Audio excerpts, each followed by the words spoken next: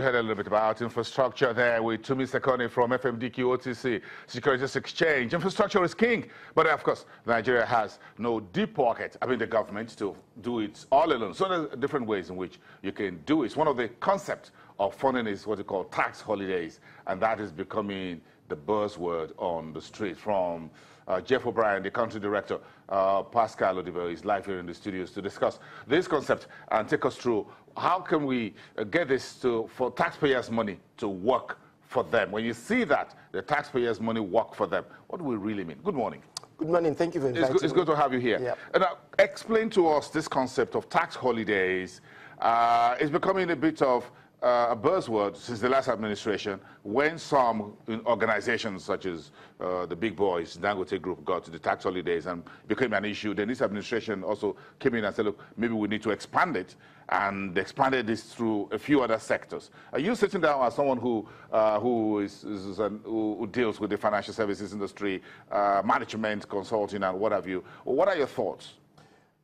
Thank you. Now, let me put it in perspective. And I think the challenge here is nomenclature and semantics. It is not tax holiday in any definition. You may call it tax credit or tax remission, because the essence here is that you want to procure capital projects, okay, and it's everywhere now. Everybody knows that the deficit, infrastructure deficit, whole, is in the tune of $3 trillion.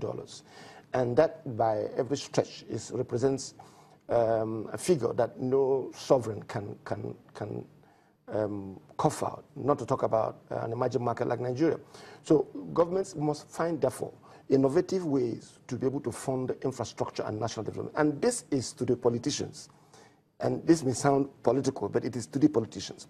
Because when the politician comes on board, and what he's trying to tell you is, I'm going to better your lot, I'm going to give you rail, I'm going to bring roads, I'm going to increase your airports. He must find, with thinking people, some structure, some model that does not rock the boat, but at the same time brings this, because yes, a 4-year, at most an 8-year plan. So what this is about is another form of PPP.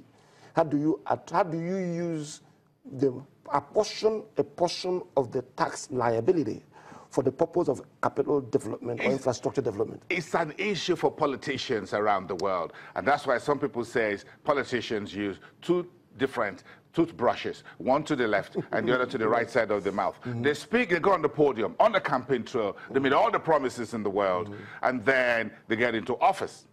And it becomes, okay, how do we fix the things that we promise? We promise road, we promise healthcare, we promise education, girl-child education, reduce maternal mortality, and things like that. Then it becomes, how do we fund it? In particular, infrastructure.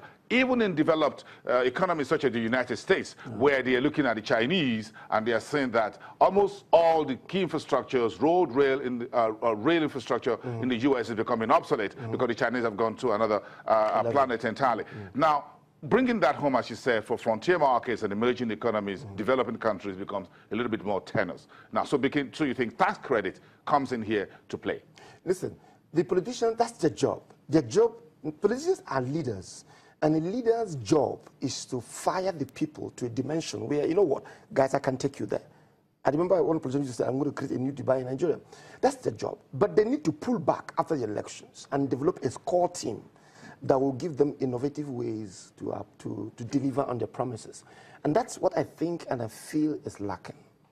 There is need for the politicians to, yes, you've promised heaven on earth, but you must develop and have a team that brings rigor, some thinking, some thought, upon that which you've envisioned for your people in order to bring national development. And that is why I've always said that we cannot allow national development on the altars of politicians. There must be a consensus of where Nigeria needs to be, infrastructurally speaking, and then politicians are now tasked and measured, monitored as how much of these they are able to deliver within their limited time frame. How do we therefore marry the public, the political side of things, with the private sector that has the deep pocket and the taxpayer? Because at the end of the day, someone is going to pay. Absolutely. Now, let me maybe give you a little bit dimensions to what I mean by the tax credit. You know, Dangote is enjoying it now. but more people or more investors should be able to enjoy it beyond just Dangote and perhaps the big boys. And it's smart of him because it sure shows that he's thinking, has put a lot of pressure. Government must come with a stronger, holistic policy that allows this tax credit to become an instrument that is purchasable by investors. The tripartite people, the three people that will benefit will be both government, it will have achieved on its political mandate, the investor, because he will have invested earlier and have gotten, and then the contractor, which will have gotten the roads. The people will have gotten the roads. So there is nothing like a holiday here. It's not a philanthropy.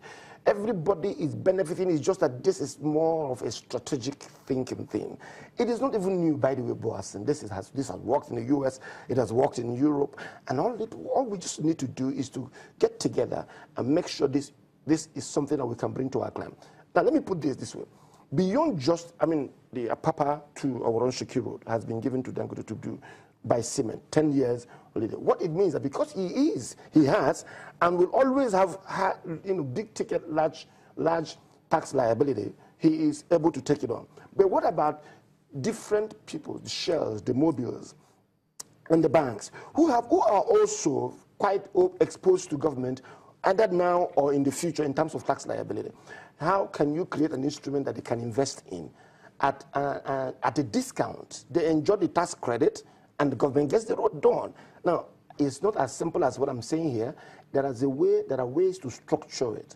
And this is not rocket science. It can be done. I'm looking at you talking about financial engineering here.